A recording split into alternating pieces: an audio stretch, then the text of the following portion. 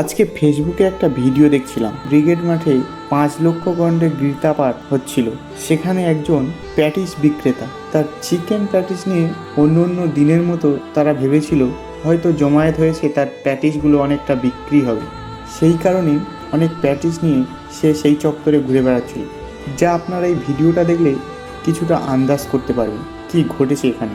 ঠিক সেই সময় কিছু উগ্র হিন্দুত্ববাদীরা তার উপর চড়াও হয়, কেন সে চিকেন স্যান্ডউইচ বা চিকেন প্যাটিস বিক্রি করলো সেই বিষয়ে। তারপরেও তার নাম শুনে তার বিক্রয় পণ্য সমস্ত কিছু ফেলে দেয়।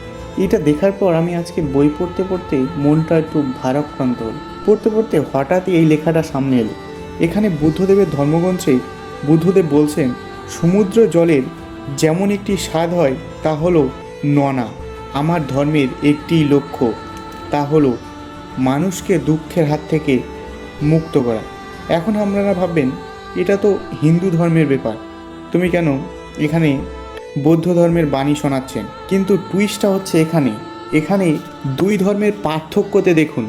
এখানে বলছে দুই ধর্মের মধ্যে বেশ কিছু পার্থক্য আছে। বৌদ্ধরা হিন্দু দেবদেবীতে বিশ্বাসী নন, কিন্তু হিন্দুরা বুদ্ধদেবকে 10 অবতারের এক অবতার বলে স্বীকার করে। অর্থাৎ এখানে হিন্দুরা বুদ্ধদেবকে 10 অবতারের এক অবতার বলে স্বীকার করছেন। তাহলে কিভাবে তারা এই সমস্ত অসহায় মানুষের উপর চড়াও হতে পারেন? তারা তো রুটির দায়ে সেখানে গিয়েছিল, তাদেরকে ভালোভাবে বললে তারা কি সেই স্থান ত্যাগ করতো না?